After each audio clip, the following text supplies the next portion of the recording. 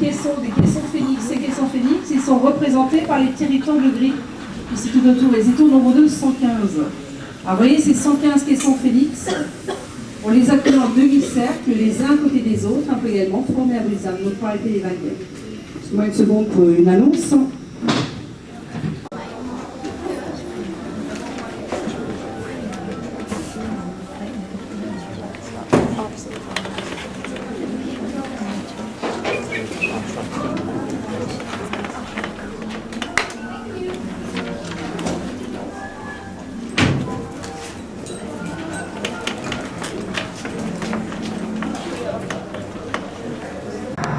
By D+13, only 12 days after the first ship was sunk, the huge task of making the port was nearly done. The inner breakwater was more than half completed. All the floating breakwaters were laid. One pier finished, 3/4 of a mile of it, with 3 of the projected line of pier heads at its seaward end. To meet this line, a second pier was under construction. To the west was a third pier. This had a pier head designed for unloading tank landing ships. Normandy, it had stood up to the gale. The miracle had happened.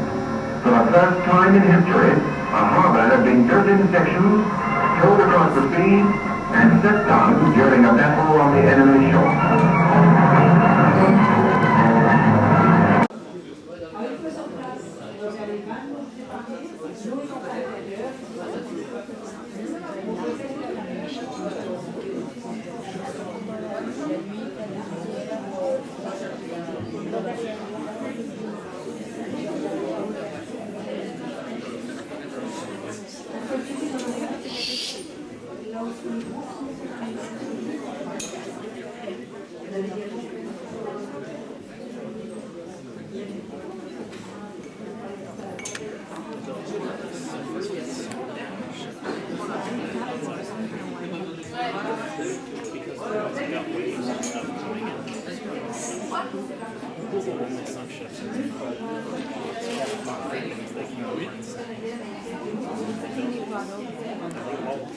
Alors faites attention aux marches en entrant, on a jusqu'en bas. Je vous remercie tous de votre attention. À prudence, c'est une marche jusqu'en bas. Hein. Et c'est debout 7 minutes, hein. Ne vous asseyez pas. Hein. Dans l'autre salle, on sera assis, mais là c'est debout. On commence à l'étage, derrière les caisses, on démarche à gauche. Je répète, pour Sainte-Thérèse, le film commence derrière les caisses, on démarche à gauche. C'est un film d'1 quart d'heure sur la construction du port artificiel. Prego, signori, diaporama in italiano in fondo per il portablu fra 7 minuti.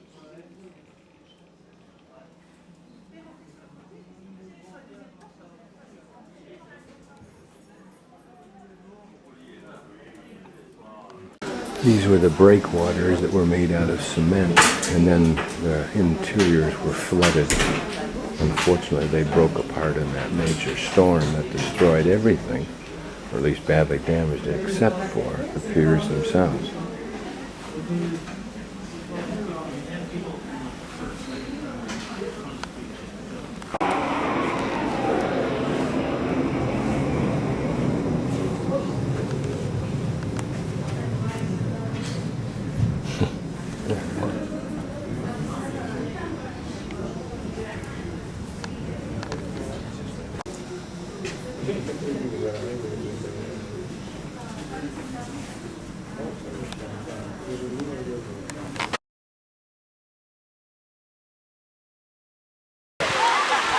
This is our homage, where the man-made harbor was created in support of the D-Day landings.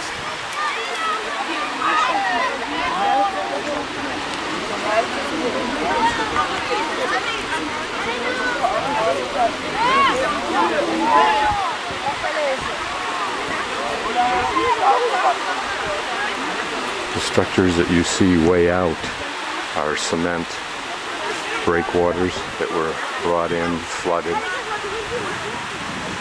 and of course dropped down to the sea bed.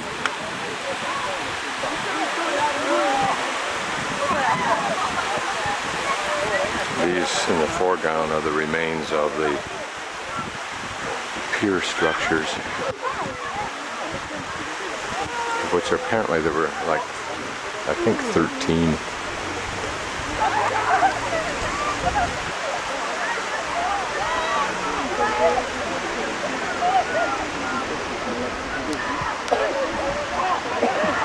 It's funny, there's almost a dual feeling that I have, reflection.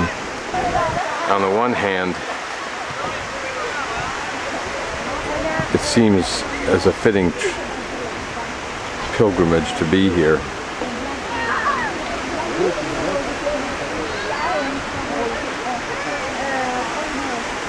But on the other hand, it seems a sacrilege to be here in such a comfortable world, relatively speaking, considering the events that took place here June 6th, 44.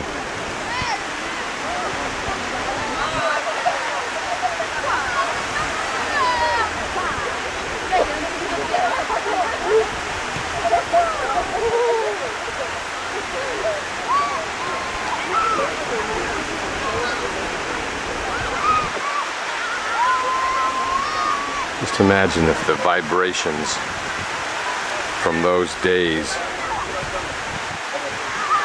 could be recaptured from this metal. What it would tell us.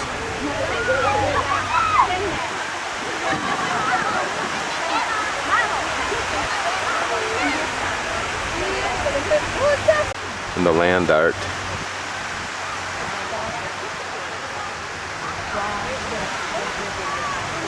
The kids that are here having fun, joking and laughing. How could they know? How could they begin to empathize with something like this? How can I?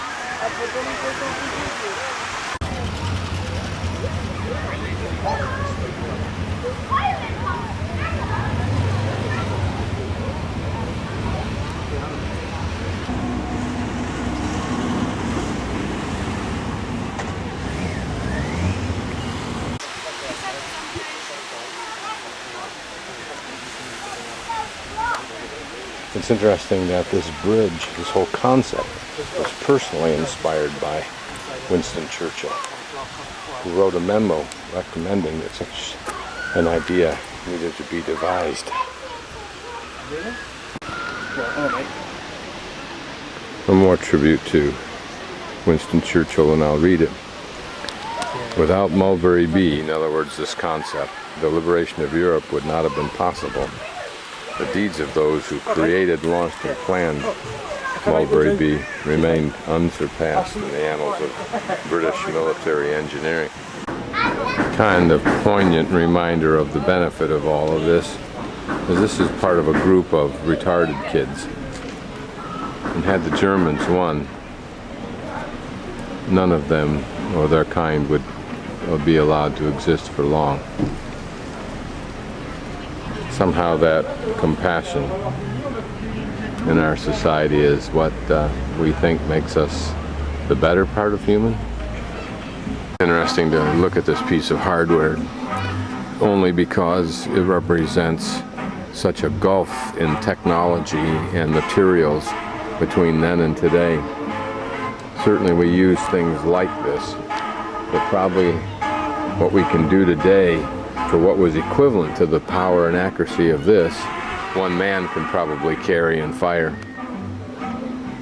This was the age of steel, whereas today is the age of technology.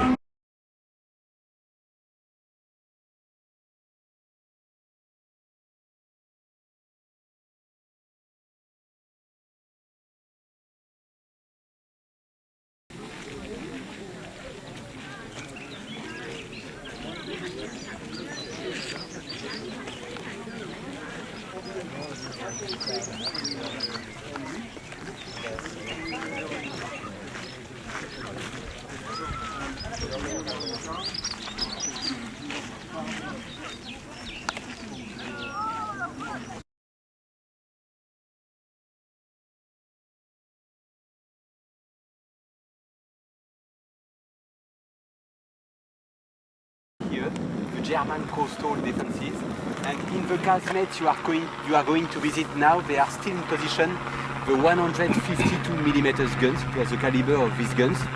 And the range of these guns was 12 miles.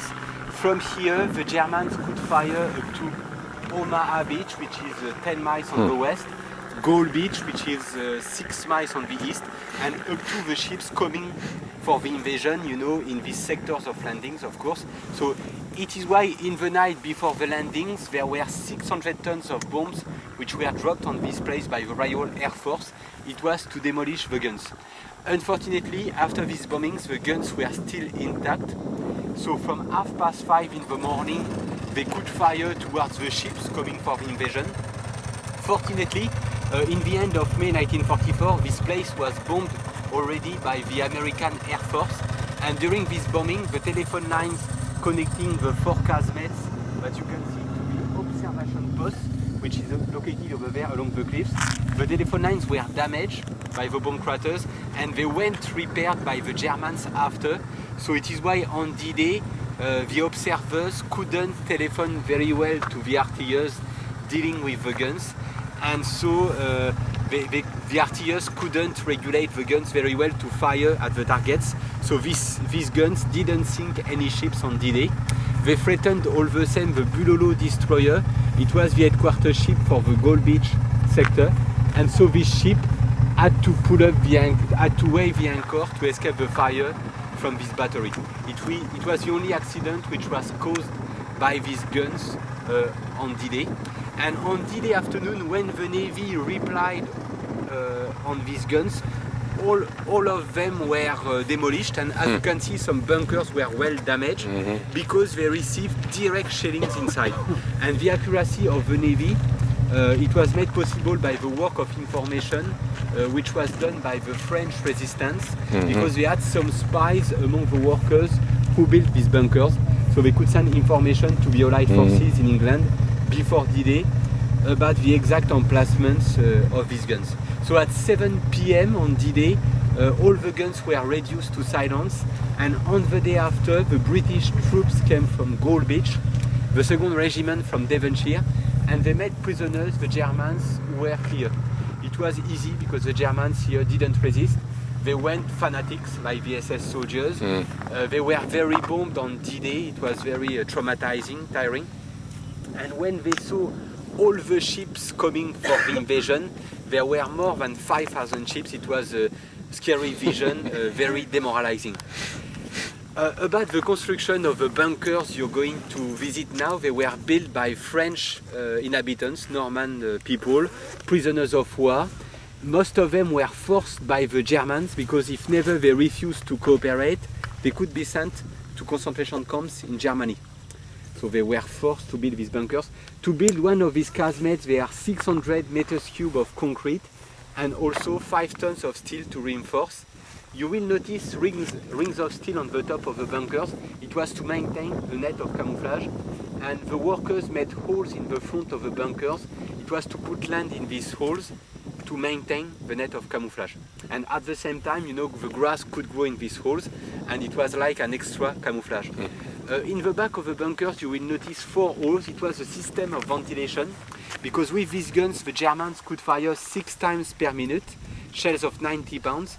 It was to evacuate the toxic gases rejected when they shot the guns as quickly as possible to avoid the artillers to be asphyxiated. In addition, around this place there were fields of mines, barbed wires to defend the place, and just after the fightings, all around there were bomb or shell craters. But when you look at this place today, you won't see any more bomb or shell craters, because after the war, as the farmers wanted their lands back to make the cultures, they had to fill the bomb craters with land. So it is why it's so flat today. In Pointe du Hoc, the last place you will visit, you will see.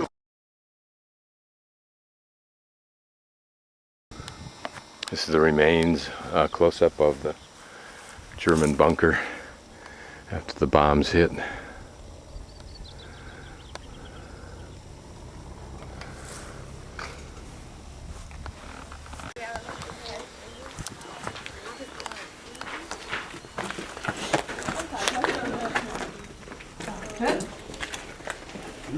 It turned.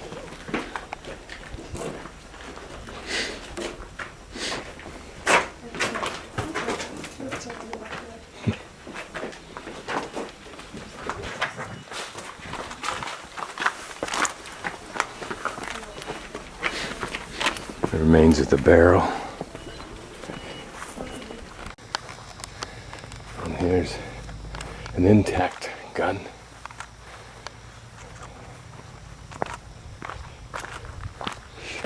Interesting how vulnerable it would seem they would be from the front. But then I don't think they had the accuracy of today, of course.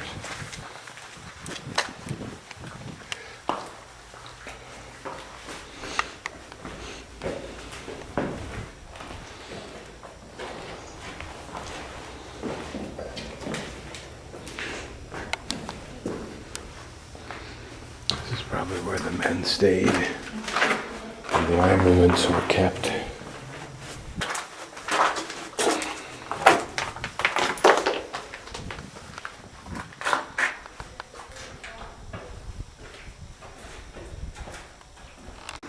These are the holes that were for ventilation, and two on the other side to try to purge the smoke, I'm sure, from and the acrid smoke from those shells. See that they had gates to control access.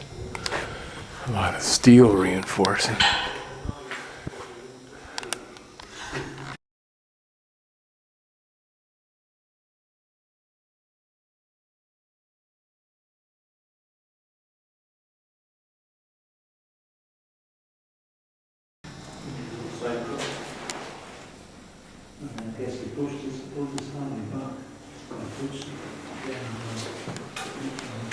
Imagine how terrifying it would have been at the moment this got hit, and whether it killed anybody inside. Literally ripping the rivets apart. The view from inside the turret still must have been frightening. When under bombardment, this is all they would have seen, is right out through here. The other part that I showed up, the upper right, is the result of whatever hit it, ripping off the upper corner of this.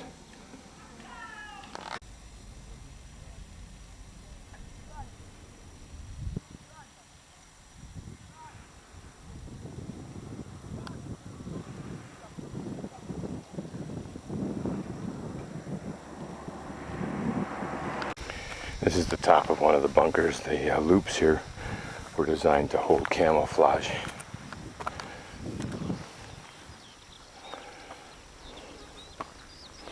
I suspect that they put the grass up here purposely, these curbs, if you will, in order to create even more of a disguise. And out there is the observation post. One of the problems they had was the lack of communication because of the bombing craters.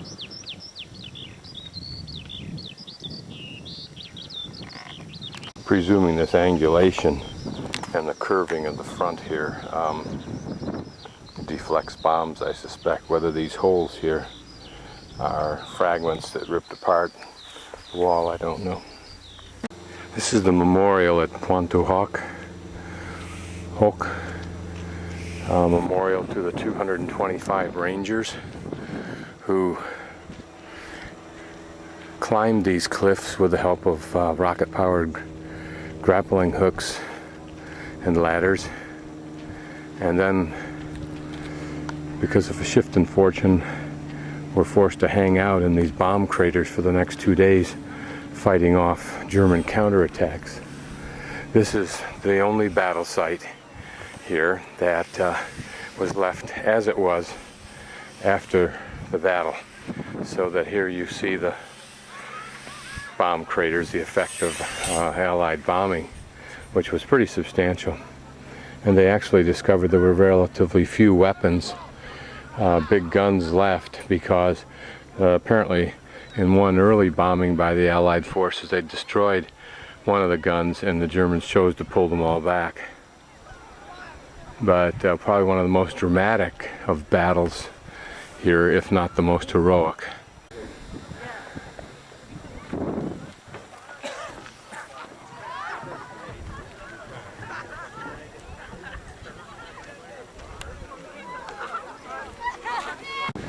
Kids frolicking, they just have no clue. There's no way they can handle it. Obviously their teacher didn't teach.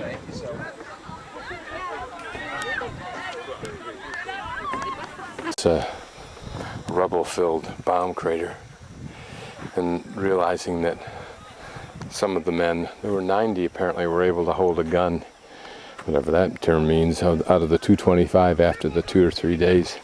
But I've been in situations where I'm camping or whatever, where I'm in a place and I remember the most minute things, the arrangement of rocks and so forth. And to somebody who had to defend themselves in this hole, did not some of these rocks have very particular meaning to them?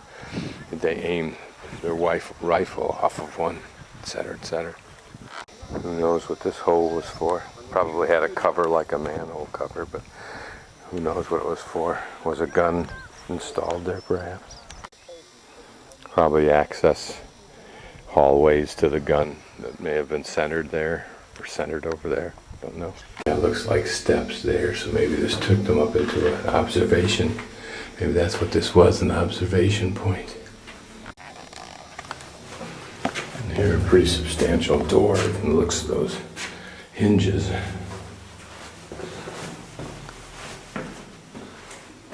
Probably air filtration. Or down inside the rooms. Perhaps these were living quarters, or from the bolts, maybe there were shelves for storing the ammunition. Maybe this is where they passed ammunition out. Looks like this could be closed. Can't now, it's too rusted in, but there's an example of the door.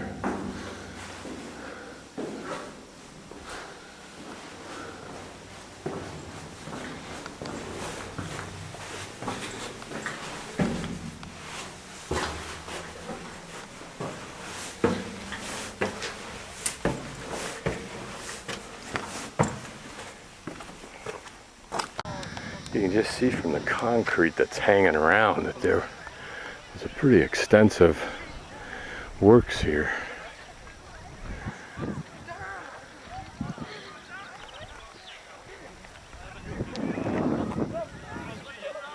Going all the way down here, it would look like there was maybe 10, 15 guns instead of the 4 that we saw earlier.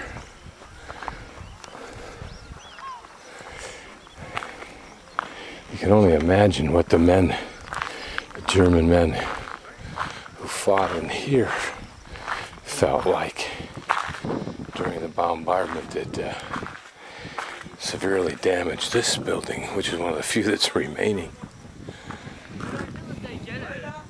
Unless, of course, as the guides seem to imply, these had been abandoned.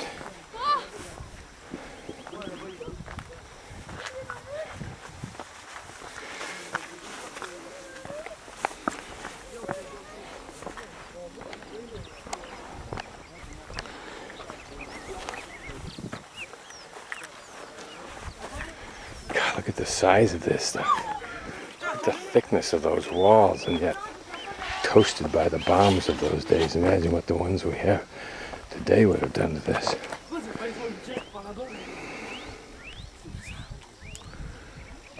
Was this huge piece from, did it get just picked up and blown from some other spot?